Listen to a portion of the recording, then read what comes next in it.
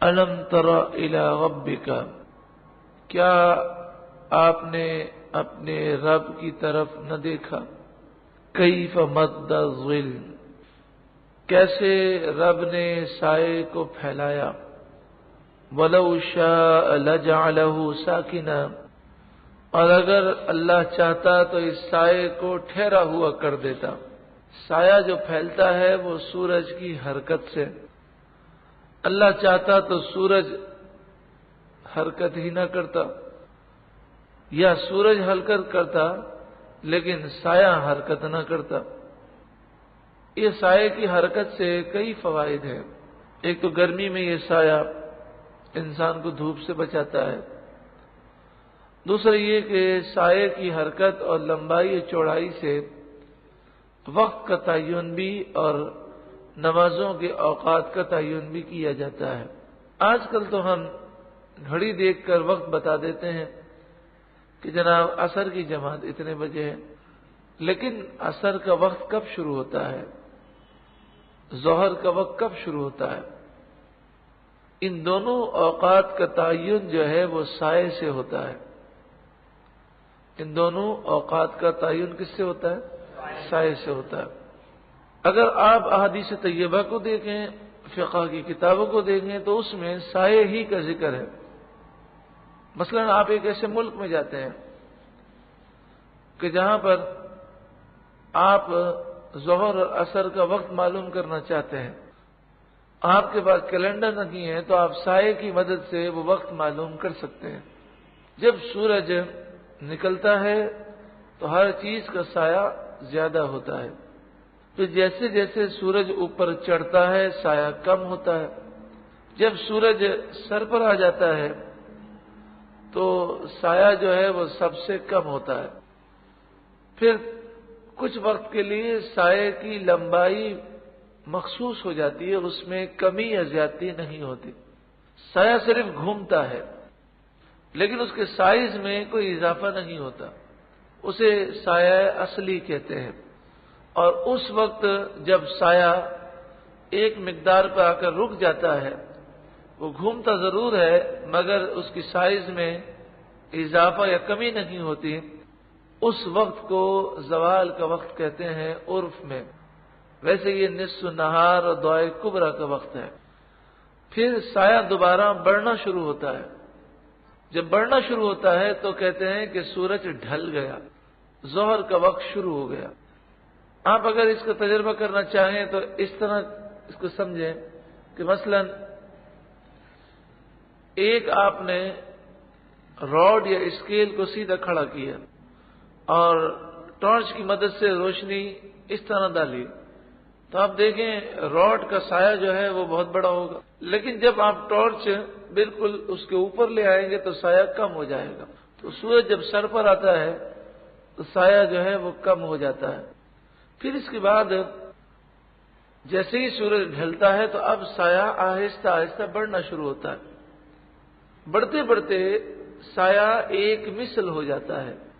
एक मिसल के माने ये है कि किसी चीज की जो साइज है साया उतना ही हो जाता है। लेकिन यहां एक मिसल से मुराद है साया असली के अलावा, यानी जब सूरज सर पर था जो उस वक्त जो चीज का साया मौजूद था उसके अलावा चीज की जो साइज है उतना साया हो जाए। मसलन जब सूरज सर पर था तो साया 1 फीट की, अब यूं समझे कोई चीज है वो इस तरह है 5 फीट है, तो 5 फीट की चीज का साया 1 फीट था। अब साया एक मिसल साया असली के अलावा उस वक्त होगा कि जब उस चीज का साया 6 फीट हो जाए। 1 फीट तो साया असली और 5 फीट क्या है वो उसका ओरिजिनल, उसका साइज है। हमारे नजदीक फुक़हा हनाफ के नजदीक जब साया असली के अलावा 2 मिसल हो जाए तो असर का वक्त शुरू होता है। यानी अगर 5 फीट की चीज है और साया असली उसका 1 फीट है तो 2 मिसल कितने फीट पर होगा? 11 फीट पर, यानी 1 फीट एक्स्ट्रा اور جو چیز ہے اس کا ڈبل. تو جن علاقوں کے اندر آپ اگر جاتے ہیں اور وہاں پر اسلامی حکومت یا مسلمان علماء نظر نہیں آتے اور آپ وہاں پر عصر کا ٹائم معلوم کرنا چاہیں تو سائے کی مدد سے بڑی آسانی سے عصر کا ٹائم معلوم کر سکتے ہیں. اس میں بہت ساری باتیں اور بہت ساری تفاصیل ہیں، لیکن جو تفصیل ابھی عرض کی گئی ہو سکتا ہے کسی بھائی کو یا کسی بہن کو یہ تفصیل سمجھ میں نہ آئے، لیکن اتنا تو سمجھ میں آ گیا ہوگا کہ ظہر اور عصر کے وقت کا جو تعلق ہے وہ اس کا تعین جو ہے وہ سائے سے ہوتا ہے. ہو سکتا ہے ہمارے یہاں پر یہ سایہ اصلی، یہ سایہ جو ہے 2 مثل، یعنی عصر کا وقت جو شروع ہوتا ہے وہ 5 بجے ہو رہا ہے، تو کسی علاقے میں وہ 5:30 بجے ہو رہا ہوگا، کسی علاقے میں 4:30 بجے ہو رہا ہوگا. تو یہ سارا تعین جو ہے وہ سائے سے ہوتا ہے.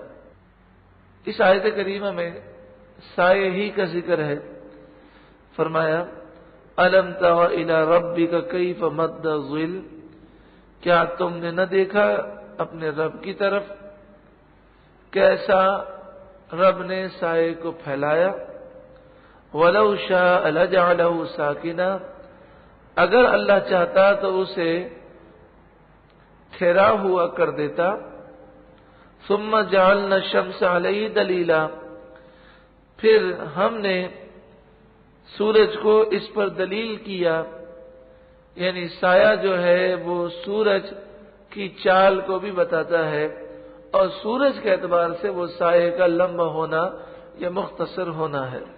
ثم قبضناہ الینا قبضا یسیرا، پھر ہم نے آہستہ آہستہ اسے اپنی طرف سمیٹا، یعنی سایہ لمبا ہونے کے بعد آہستہ آہستہ مختصر ہوتا ہے. وَهُوَ الَّذِي جَعَلَ لَكُمُ اللَّيْلَ لِبَاسًا، اور وہی ہے جس نے تمہارے لیے رات کو لباس بنایا، رات کو پردہ کیا کہ وہ ہر چیز کو چھپا لیتی ہے. وَالنَّوْمَ سُبَاتًا، اور نیند کو آرام بنایا. وَجَعَلَ النَّهَارَ نُشُورًا، اور دن بنایا اٹھنے کے لیے. وَهُوَ الَّذِي أَرْسَلَ الرِّيَاحَ بُشْرًا بَيْنَ يَدَيْ رَحْمَتِهِ، اور وہی ہے جو بھیجتا ہے اپنی رحمت سے پہلے ہوائیں، یعنی بارش کے آنے سے پہلے بارش کی خبر دینے والی ہوائیں بھیجتا ہے. وَأَنزَلْنَا مِنَ السَّمَاءِ مَاءً طَهُورًا، اور ہم نے آسمان سے وہ پانی اتارا جو کہ پاک ہے. لِنُحْيِيَ بِهِ بَلْدَةً مَيْتًا، تاکہ ہم اس پانی کے ذریعے مردہ زمین کو زندہ کریں. وَنُسْقِيَهُ مِمَّا خَلَقْنَا أَنْعَامًا وَأَنَاسِيَّ كَثِيرًا، اور تاکہ ہم اس پانی کے ذریعے بہت سے جانوروں کو اور بہت سے انسانوں کو پلائیں اور ان کی پیاس بجھائیں. وَلَقَدْ صَرَّفْنَاهُ بَيْنَهُمْ لِيَذَّكَّرُوا، اور بے شک ہم نے پانی کے ان کے درمیان پھیرے رکھے تاکہ وہ نصیحت حاصل کریں. یعنی کبھی بارش ہوتی ہے کبھی نہیں ہوتی، مخصوص موسم مقرر کیے گئے بارش کے اور ان میں مخصوص وقت پر بارشیں ہوتی ہیں. فَأَبَى أَكْثَرُ النَّاسِ إِلَّا كُفُورًا، مگر اکثر لوگ اللہ کی ناشکری کرتے ہیں. وَلَوْ شِئْنَا، اگر ہم چاہتے لَبَعَثْنَا فِي كُلِّ قَرْيَةٍ نَذِيرًا، تو ہر بستی میں ایک ڈر سنانے والا بھیج دیتے، لیکن ہم نے اپنا وہ محبوب بھیجا کہ جو ساری کائنات کے لیے نذیر اور بشیر ہے. فَلَا تُطِعِ الْكَافِرِينَ، تو کافروں کی باتیں نہ مانو. وَجَاهِدْهُمْ بِهِ جِهَادًا كَبِيرًا، اور اس قرآن سے ان کافروں پر بڑا جہاد کرو. وَهُوَ الَّذِي مَرَجَ الْبَحْرَيْنِ، وہی ہے جس نے دو پانی کے ذخیرے بہائے، ھذا عذب فرات، ایک پانی کا ذخیرہ میٹھا ہے اور بہت میٹھا ہے، وھذا ملح اجاج، اور دوسرا پانی کا ذخیرہ وہ بہت زیادہ کھارا ہے، نمکین ہے۔ یہ زمین کے اندر دونوں ذخیرے ہیں، لیکن دونوں ذخیرے ملتے نہیں ہیں، بظاہر ملے ہوئے نظر آتے ہیں، مگر اللہ نے ایک ایسی قوت پیدا کی ہے کہ دونوں پانیوں کو وہ قوت جدا رکھتی ہے۔ وَجَعَلَ بَيْنَهُمَا بَرْزَخًا، اور اللہ نے ان کے درمیان ایک پردہ پیدا کیا، وَحِجْرًا مَحْجُورًا، اور ایک روکی ہوئی آڑ بنائی ہے کہ وہ ان دونوں پانیوں کو ملنے نہیں دیتے۔ وَهُوَ الَّذِي خَلَقَ مِنَ الْمَاءِ بَشَرًا، وہی ہے جس نے پانی سے بشر پیدا کیا، فَجَعَلَهُ نَسَبًا وَصِهْرًا، پھر اس نے اس کے لیے، انسان کے لیے رشتہ دار پیدا کیے، نسباً جو خونی رشتہ دار ہیں، وصہراً اور جو سسرالی رشتہ دار ہیں، دونوں ہم نے پیدا کیے، اللہ نے پیدا کیے۔ وَكَانَ رَبُّكَ قَدِيرًا، اور تمہارا رب ہر چاہت پر قادر ہے۔ وَيَعْبُدُونَ مِن دُونِ اللَّهِ مَا لَا يَنفَعُهُمْ وَلَا يَضُرُّهُمْ، یہ مشرکین اللہ کے مقابلے میں ان بیکار چیزوں کو اپنا خدا سمجھتے ہیں کہ جو بیکار چیزیں نہ انہیں نفع دیں اور نہ ہی نقصان دیں۔ وَكَانَ الْكَافِرُ عَلَى رَبِّهِ ظَهِيرًا، اور کافر اپنے رب کے مقابل شیطان کو مدد دیتا ہے، وہ شیطان کا کہنا مانتا ہے۔ وَمَا أَرْسَلْنَاكَ إِلَّا مُبَشِّرًا وَنَذِيرًا، اور ہم نے آپ کو خوشخبری دینے والا اور ڈر سنانے والا بنا کر بھیجا۔ قُلْ مَا أَسْأَلُكُمْ عَلَيْهِ مِنْ أَجْرٍ، آپ فرمائیے میں اس تبلیغ دین پر تم سے کوئی اجرت نہیں مانگتا، إِلَّا مَنْ شَاءَ أَن يَتَّخِذَ إِلَى رَبِّهِ سَبِيلًا، ہاں جو چاہے اپنے رب کی طرف راستہ تلاش کرنا تو وہ اس کو اختیار کر لے۔ میں اجرت نہیں مانگتا، بس تمہیں یہ کہتا ہوں کہ تم میرا دامن تھام لو، میں تمہیں رب کے دربار میں پہنچا دوں گا۔ وَتَوَكَّلْ عَلَى الْحَيِّ الَّذِي لَا يَمُوتُ، اور تم بھروسہ کرو اس حی رب پر کہ جسے کبھی موت نہیں آئے گی۔ وَسَبِّحْ بِحَمْدِهِ، اور اس کی تعریف کرتے ہوئے اس کی پاکی بیان کرو۔ وَكَفَى بِهِ بِذُنُوبِ عِبَادِهِ خَبِيرًا، اللہ اپنے بندوں کے گناہوں سے باخبر ہے۔ باخبر وہی کافی ہے، اپنے بندوں کے گناہوں پر خبردار۔ الذی خلق السماوات والارض، وہی ہے جس نے آسمان و زمین کو پیدا کیا۔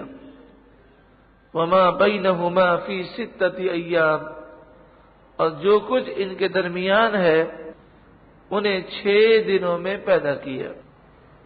ثم استوى علی العرش، پھر عرش پر استوا فرمایا جیسا کہ اس کی شان کے لائق ہے۔ یہ آیات متشابہات میں سے ہے۔ الرحمن فاسأل به خبیرا، وہ بہت بہت بہت زیادہ ہے تو کسی جاننے والے سے اس کی تعریف پوچھو۔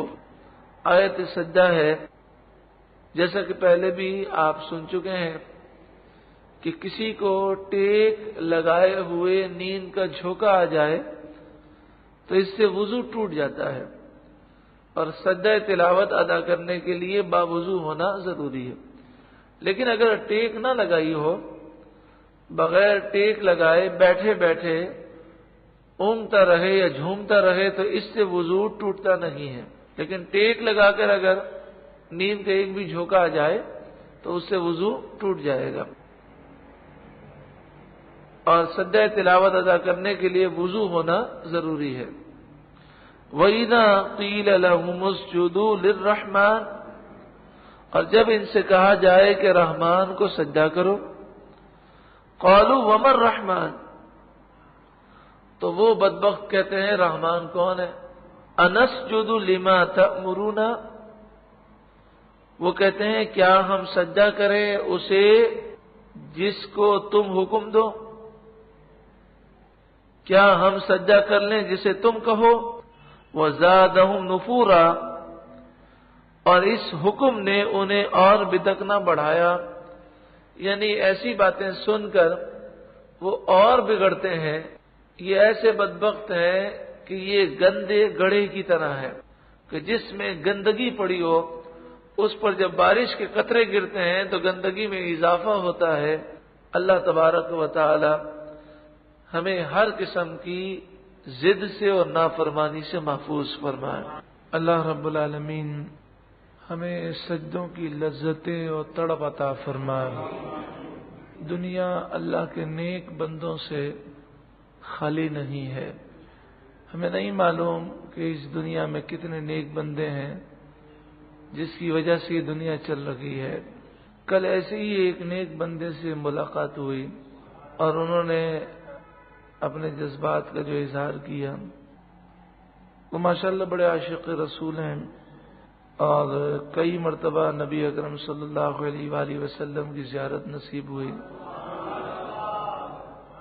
تو وہ کہتے ہیں کہ جب میں نماز کے لیے کھڑا ہوتا ہوں تو مجھے ایسا لگتا ہے، یعنی جب میں آنکھیں بند کر کے نماز پڑھتا ہوں تو مجھے ایسا لگتا ہے کہ میں قدمین شریفین میں کھڑے ہو کر نماز پڑھ رہا ہوں۔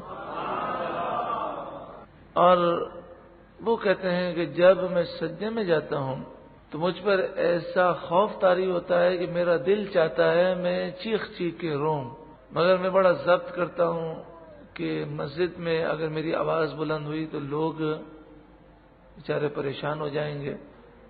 پھر انہوں نے کہا کہ میں نے خواب میں جب نبی اکرم صلی اللہ علیہ وآلہ وسلم کا دیدار کیا تو ایک بات جو حضور نے فرمائی وہ جب میں سوچتا ہوں تو میں بڑا پریشان ہو جاتا ہوں۔ کہا کہ جب مجھے پیارے آقا صلی اللہ علیہ وآلہ وسلم کی زیارت نصیب ہوئی تو میں نے حضور صلی اللہ علیہ وآلہ وسلم سے عرض کی کہ یا رسول اللہ صلی اللہ علیہ وسلم، اگر آپ کا کوئی امتی گناہ کرتا ہے تو کیا اس سے آپ کو تکلیف ہوتی ہے؟ پہلے تو انہوں نے کہا کہ میں نے عرض کی یا رسول اللہ میں آپ سے ایک سوال کروں؟ تو آپ نے فرمایا ہاں کرو۔ تو میں نے عرض کی کہ یا رسول اللہ اگر آپ کا کوئی امتی گناہ کرتا ہے تو کیا اس سے آپ کو تکلیف ہوتی ہے؟ تو وہ کہنے لگے کہ پیارے آقا صلی اللہ علیہ وآلہ وسلم نے فرمایا ہاں میرے دل میں درد ہوتا ہے۔ پھر وہ کہنے لگے کہ اب میں اگر اپنے گناہ یاد کرتا ہوں یا کسی کو گناہ کرتے ہوئے دیکھتا ہوں تو مجھ سے برداشت نہیں ہوتا۔ یہ کہہ کر وہ پھٹ پھٹ کے رونے لگے اور کہنے لگے کہ بس مجھے یہ بات یاد آتی ہے کہ میرے آقا صلی اللہ علیہ وآلہ وسلم نے فرمایا کہ جب میرا امتی گناہ کرتا ہے تو میرے دل میں درد ہوتا ہے، دکھ ہوتا ہے۔ اللہ تبارک و تعالی اس عاشق رسول کے صدقے میں ہمیں بھی سچا پکا عشق عطا فرمائے۔ تو فقیر نے پوچھا کہ آپ کے جو معمولات ہیں اس میں کیا ایسا معمول ہے کہ یہ زیارتیں آپ کو نصیب ہوئیں؟ تو انہوں نے کہا کہ درود پاک کی کثرت یہ میرا معمول ہے۔ حضرت علی رضی اللہ تعالیٰ عنہ، حضرت حسنین کریمین، حضرت صدیق اکبر، حضرت عمر اور کئی بزرگوں کی، خصوصاً حضور غوث اعظم کی کئی مرتبہ بھی انہوں نے زیارتیں کی۔ انہوں نے کہا کہ ایک موقع پر مجھے کسی نے سوال کیا اور اس سوال پر مجھے تھوڑی سی پریشانی یہ ہوئی کہ میں نے سوچا میں اسے کیا جواب دوں۔ اسی رات میں سویا تو رسول اللہ نے خود مجھے اس کا جواب دیا۔ وہ کہا کہ مجھے میری ایک رشتہ دار عورت ہیں، شاید انہوں نے پھوپھی کہا، انہوں نے کہا کہ میری پھوپھی نے مجھ سے یہ سوال کیا کہ کیا رسول اللہ زندہ ہیں، کیا رسول اللہ زندہ ہیں اور ہمیں دیکھتے ہیں؟ تو کہا کہ میں نے کہا ہاں، تو کہنے لگے دلیل؟ وہ کہتے ہیں کہ اس وقت مجھے کوئی دلیل تو یاد نہیں تھی، میں رات کو سویا تو سرکار دو عالم صلی اللہ علیہ وآلہ وسلم کہ میں نے دیدار کیا، اور آپ صلی اللہ علیہ وآلہ وسلم نے میری پھوپھی کی طرف جلال میں دیکھا اور فرمایا میں زندہ ہوں اور میں دیکھتا ہوں۔ ان سے پوچھا کہ آپ تو ماشاءاللہ اتنی زیارتیں ہوئی، اور پھر کمال یہ ہے کہ اتنی زیارتیں بندے کو ہوں تو سب سے بڑا خطرہ یہ ہوتا ہے کہ وہ غرور و تکبر میں مبتلا ہو جائے یا وہ اپنے آپ کو نیک سمجھنے لگے، لیکن جس پر پیارے آقا کرم کرتے ہیں پھر اسے سنبھالتے بھی ہیں۔ اتنی عاجزی، اتنی انکساری کہ ایک تو ہوتا ہے زبان سے کہنا، ایک ہوتا ہے دل کی کیفیات۔ ان کا انداز یہ گواہی دیتا تھا کہ یہ کائنات میں سب سے گناہگار اپنے آپ کو سمجھتے ہیں، یعنی بار بار کہہ رہے تھے کہ میرے آقا نے مجھ پر کرم کیا ہے، میرے آقا مجھ سے ناراض نہ ہو جائے، میں بہت گناہگار ہوں۔ یعنی ان کا کہنا گویا کہ مفہوم یہ تھا کہ یہ کرم کی باتیں ہیں ورنہ میں بہت گناہگار ہوں۔ تو انہوں نے کہا کہ میں درود رضویہ کو کثرت سے پڑھتا ہوں، صلی اللہ علی النبی الامی والہ صلی اللہ علیہ وسلم صلاۃ و سلاما علیک یا رسول اللہ۔ کہنے لگے میں چلتے پھرتے آفس میں ہر جگہ پر یہ درود پاک پڑھتا رہتا ہوں، ہاں بینک میں نہیں پڑھتا۔ میں نے کہا پھر کیا کرتے ہیں؟ کہنے لگے کہ میں بینک میں جس طرح استنجا خانے میں حکم ہے نا کہ استنجا میں جائیں تو الٹا قدم پہلے رکھیں اور نکلتے وقت سیدھا رکھیں، تو میں بینک میں جاتا ہوں تو سیدھا قدم نہیں رکھتا، الٹا قدم رکھتا ہوں اور استغفر اللہ استغفر اللہ استغفر اللہ پڑھتے پڑھتے جاتا ہوں، اور جب بینک سے باہر نکلتا ہوں تو اللہ کا شکر ادا کرتا ہوں، الحمدللہ کہتا ہوں۔ اور کہا کہ چونکہ کاروباری معاملات ہیں تو کاروباری معاملات میں بعض لوگ جو ہے چیک کے ذریعے پیسے دیتے ہیں، تو اس میں بامرے مجبوری جانا پڑتا ہے، تو اس میں بھی میرا دل جلتا ہے، اور میری کوشش ہوتی ہے کہ میں ایسے وقت جاؤں کہ مجھے کم سے کم وقت لگے کہ اس سودی اڈے پہ کہیں مجھے موت نہ آ جائے۔ تو جنہیں رسول اللہ کا عشق نصیب ہوتا ہے انہیں یقیناً گناہوں سے بڑی شدید نفرت ہوتی ہے۔ پھر دعا کریں اللہ تعالیٰ ان کے صدقے میں ہمیں بھی عاشق رسول بنا دے۔